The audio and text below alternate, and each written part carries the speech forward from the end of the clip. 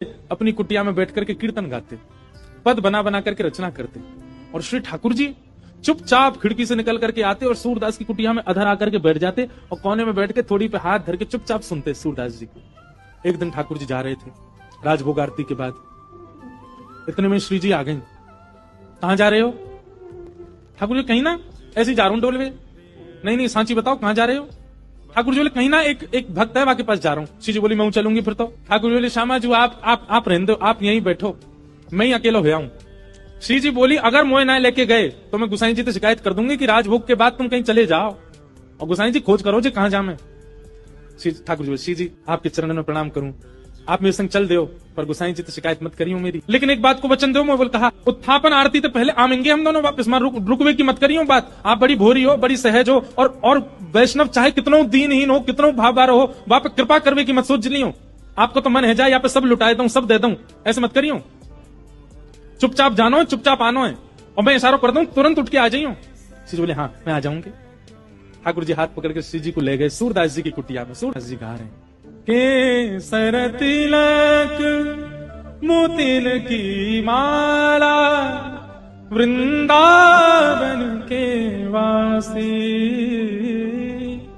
नेह लगाए त्याग गए तृण शम डार गए गल फांसी, अखियां हरि दर्शन की प्यासी, हरि दर्शन की।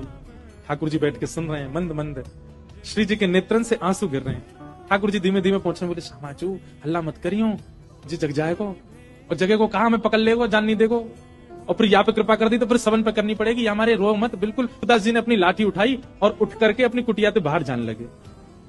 श्री जी बोली जी कहां जा रहे हो बाबा? अरे आंधरो बाबा कहीं गिर नहीं जाए, हम यहाँ के संग चलें, कहीं गिरवे बारो होगा तो बचा लेंगे। ठाकुर जी बोले मैंने पहले ही मना करी, आप तुझे सब कृपा पिपा ना करनी कोई पे, और समय है गो उत्थापन को, मैं गुसाई जी मंदिर खोल देंगे, चलो जल्दी मंदिर में। श्री जी बोली ना ना बस ये जहां जा रहा हूं वहां तक याद छोड़, यहां में फिर चल देंगे मंदिर में। ठाकुर जी बोले पहले ही मना कर रहा हूं मत चलो मेरे संग। आ गई है जबरदस्ती, अब मां मंदिर में हम दोनों नहीं मिलेंगे तो श्री गुसाई जी बड़ी डांटेंगे। श्री जी पीछे पीछे चलन लगी। चलते चलते सूरदास जी भी वहां गए जहां गहरो गड्ढा। सूरदास जी जैसे ही गड्ढा की ओर जाने लगे, श्री जी बोली अरे देखो श्याम सुंदर जी गिर जाएगो बाबा, गड्ढा में गिर जाएगो, या के माथे में लग जाएगी, हाथ पांव में लग, या को पकड़ लो रोक लो। अब यहाँ तो किशोरी जी जा रही है बचावे, तब तक सूरदास जी कूद ही गए, और कूदते अरे भैया, अरे कन्हैया, अरे लाला, अरे भैया कोई काम को सुनना हो तो नहीं देखियो, अरे मैं आंधरो गिर गऊं कुआ में, अरे भैया मैं यहाँ से बचाई लियो। श्री जी बोले ठाकुर जी या तो इनको बाहर निकालो नहीं तो मैं आपसे कट्टी आ जाऊंगी। ठाकुर जी बोले श्यामाचू मैं यही माने ना लेके आऊं आपको संग में, नेक में पिघल जाए, नेक में दया आ जाए आपके चित्त में, ना याकू निकाल दो फिर कभी ना कहूंगी, याकू बस बाहर निकाल के हम दोनों भाग जाएंगे यहाँ पे। ठाकुर जी ने ऊपर से झांक के देखी खूब गहरो। ठाकुर जी बोले कैसे निकालूं? श्री जी बोली एक तरीका है ना, आप अपनी कारी कमरी निकालो, मैं अपनी चुनरी निकालूं, दोनों में गुर्र गांठ बांध दो और बाकू नीचे पधरा दो, बाबा तो कह रहे पकड़ ले, पकड़ के हम यहाँ बाहर निकाल लेंगे। ठाकुर जी बोले ठीक है लाओ। श्री जी ने अपनी चुनरी दी, ठाकुर जी ने कारी कमरी ते बांध के और नीचे वह गड्ढा में डाल दी, और ऊपर से ठाकुर जी बोले बाबा हाँ भैया कौन है? अरे बाबा मैं यही गांव को छोड़ा हूँ, मुझे अभी आवाज सुनाई दी, बाबा मैंने अपनो पटका नीचे डाल दिया, पकड़ लो आ जाओ ऊपर को। सूरदास हाँ भैया कहाँ को जाइए पकड़ लो। सूरदास जी ने पटका पकड़ो, श्री जी ठाकुर जी को खींच रही है, ठाकुर जी पटका को खींच रहे हो, पटका पकड़ के सूरदास ऊपर आ रहे हैं। कैसी कृपा सूरदास के ऊपर। सूरदास जी मन मन सोच रहे हैं बोले आज ये कहीं निकल के नहीं भाग जाए मेरे हाथ से। सूरदास जी जैसे ही बाहर आए, बाहर आते सूरदास जी ने ऐसा नाटक किया जैसे उन्हें ठोकर लग गई, और ठोकर लगते जैसे ही गिरन लगे ठाकुर जी की ओर, ठाकुर जी तो किनारे है गए, श्री जी के चरणन में जाके गिरे सीधे, और चरण पकड़ लिए कस के।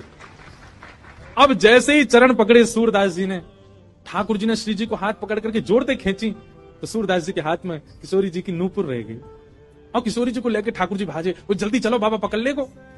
सूरदास जी बोले अरे भैया कहां को चलोगो? अरे कौन सा? अरे भैया कौन ने निकारो में?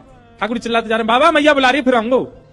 थोड़ी दूर जाके श्री जी बोली ठाकुर जी मेरा एक नूपुर है, दूसरा नूपुर मिलना है रो। ठाकुर जी बोले दूसरा ले आऊंगो, अब चलो जल्दी। अरे ना वो सामान्य नहीं है, इंद्र ने समर्पित कियो, वो कौन से हाथी के दांतन से बनो भयो नूपुर है, और मेरा बड़ा प्रिय नूपुर है, मुझको तो अभी चाहिए। ठाकुर जी बोले ढूंढवे कहां जाऊं बाकू, वहीं चलो बाबा के पास ही पड़ो होगो, बाबा ने मेरे पामन में गिर गो है सके तब खुल के गिर गो हो।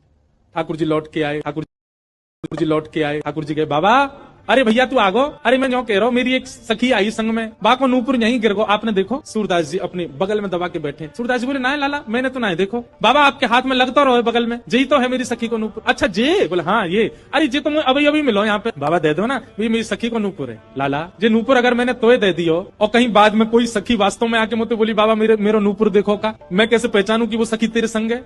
मेरे पास आंख तो है ना, मुझे दिख तो रोना है। तो बाबा हम कहते रहे कि नूपुर हमारा, बोले कहवे तो का होवे, एक नूपुर मेरे पास है तो निश्चित है दूसरा तुम्हारे पास ही होगा, दूसरे नूपुर की पहचान करा तो पहले दे दूंगा। ठाकुर जी बोले पहचान कैसे होगी? बोले अपनी सखी तक है, अपने पाम आगे करेगी, मैं जैसे स्पर्श करके देख लूंगा कि हाँ ये नूपुर एक ही है तो मैं दूसरा पहना दूंगा। ठाकुर जी बोले मैं सब समझ रहा हूँ, जी बाबा पाम छुए के चक्कर में पकड़ लेगो कस के, अब ना जान दूंगा, और फिर क्या करेंगे हम?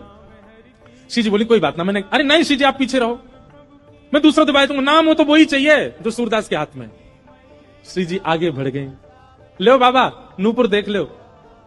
सूरदास जी ने जैसे स्पर्श किया समझ गए, अरे हाँ भैया ये तो वही नूपुर है, लो मैं पहना दूं। दूसरे पाम में सूरदास जी ने पहनायो और पहनाते ही महाराज अंक में भर लिए श्री जी के चरण। बोले अब ना जान दूंगो, मैं जान गया हूं जो साक्षात वृषभानु दुलारी हैं, और लाला तू जो मुख निकाल के गयो मैं सब जान गया हूं, तू नंद जी को लाला है, जीवन निकल गाते गाते तुम दोनों के यश को आज पहली बार पकड़ में आयो, अब नहीं जान दूंगो।